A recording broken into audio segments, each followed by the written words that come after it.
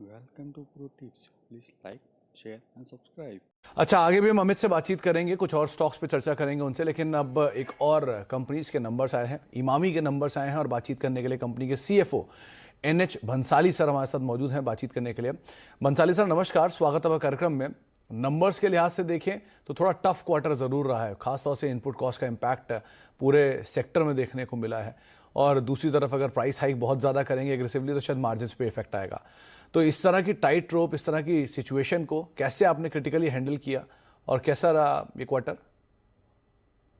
Quarter आप देखेंगे तो हमारा सीओजीएस 30-40 बेसिस पॉइंट से ज्यादा नहीं बढ़ा for the quarter, fourth quarter. और for the year our COGS has increased by 150 basis points. बहुत सारे चैलेंजेस थे, कॉस्ट, इन्फ्लेशन, ये सब चैलेंजेस थे, लेकिन फिर भी कॉस्ट उतनी ज्यादा नहीं बढ़ी है। हम लोग ने प्राइस इंक्रीज भी बहुत ज्यादा नहीं किया था, 3-4% ही किया है। And further in the ensuing year FY23 में भी हम लोग थोड़ा सा प्राइस इंक्रीज लेंगे। तो but we would be very judicious and very selective in doing the price increases.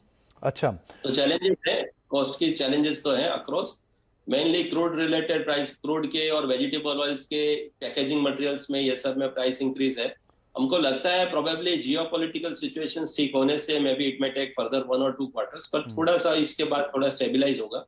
So, और बहुत ज्यादा जगह भी नहीं है, as you have rightly said कि you cannot increase the pass on the complete burden to the consumers. अच्छा Bhansali sir, एक चीज़ और क्रूशियल है, क्योंकि जो समर पोर्टफोलियो है उसके लिए ये क्वार्टर काफ़ी क्रूशियल रहता है, तो किस तरह की परफॉर्मेंस वहाँ से आते हुए दिखाई पड़ी है? डमी कूल साइड की या फिर नवरत्न साइड की, कैसी ग्रोथ रही वहाँ पे? Dermicool तो जैसे हमने लास्ट ईयर एकदम फैगेंड में किया था, we had not initiated any sales in the last financial year. Okay. So sales अभी करंट फाइनेंशियल ईयर में ही आएगी और आ रही है। और नवरत्न कुलटाल, नवरत्न ऑयल, ये सब में compared to the previous years, because the last 2 years had been very bad because of the COVID, कि वो इसी मंथ में ज्यादा होता था, मार्च अप्रैल ये सब पीरियड लास्ट ईयर भी खराब रहा। तो now it has started resuming और growth आ रहा है। We expect pre-COVID levels also to come soon in further 1 year, but growth is good. Summer products का growth is season अच्छा है। अच्छा सर, ये ट्रेडिशनल बोरोप्लस और केश किंग दोनों के नंबर्स में Q4 के अंदर स्लाइट डिक्लाइन आता हुआ दिखाई पड़ा है। हाई बेस इफेक्ट कह लें या डिमांड ही साइड पे, थोड़ा वीक साइड पे ट्रेंड देख रहे हैं हम? नहीं, बोरोप्लस अगर आप देखेंगे तो वो ये सीजन ही नहीं है उसका। Boroplus is a purely winter season product, तो उसका कोई बेस नहीं रहता ज्यादा, तो उसका जो ग्रोथ का परसेंटेज के बहुत ज्यादा मायने नहीं रहते। Cash king as a base impact, base का इसका इम्पैक्ट था। एंड वी एक्सपेक्ट कि, लेकिन अगर आप उसको ओवरऑल ईयरली बेसिस में देखेंगे तो उसका ग्रोथ अच्छा ही रहा। फिर भी कैश किंग का 6% का क्वार्टरली ग्रोथ था, yearly growth had been at 11%, and that also on a last years good growth. Base को, जो उनका बेस ईयर में भी इतना अच्छा ग्रोथ को भी सस्टेन किया आगे जाके। And we are taking many other steps here in cash king as well, and we expect a good double digit growth to come in the next year as well. अच्छा Bhansali sir, last सवाल होगा, क्योंकि input cost का impact था, price hike किए गए, margin पे शायद इम्पैक्ट भी आया होगा उसका, लेकिन गोइंग फॉरवर्ड कुछ और स्कोप दिख रहा है क्या प्राइस हाइक का? क्योंकि इनपुट कॉस्ट तो अभी भी हायर साइड पे ही है। तो पहली चीज, इनपुट कॉस्ट को पास ऑन करने के लिए और प्राइस हाइक कुछ पेंडिंग है, और दूसरा, रूरल डिमांड क्या इफेक्ट हो रही है इसकी वजह से कुछ?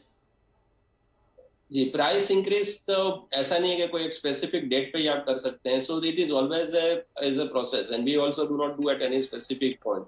तो जब लगता है कि अभी now it is overdue और अभी अपने कर सकते हैं, उसी हिसाब से देख के किया जाता है। वी एक्सपेक्ट, मैंने आपको जैसे कहा कि FY23 में भी हम लोग करीब 6-7% का और एन एनुअलाइज बेसिस पे उतना प्राइस इंक्रीज लेंगे इन FY23। हाँ, तो and on the rural and urban, as you are saying, definitely there has been an impact cost के चलते, और इन्फ्लेशन भी इतना है, the incomes of the people have also impacted. So this is an impact overall on the offtakes, but there has been a downtrading also. People are looking for LUPs at the rural level, and fortunately we have a substantial, in all our brands we have LUPs, and so we expect to combat these challenges very effectively. Okay, बहुत बहुत शुक्रिया Bhansali sir हमारे साथ मौजूद रहने के लिए, number से बात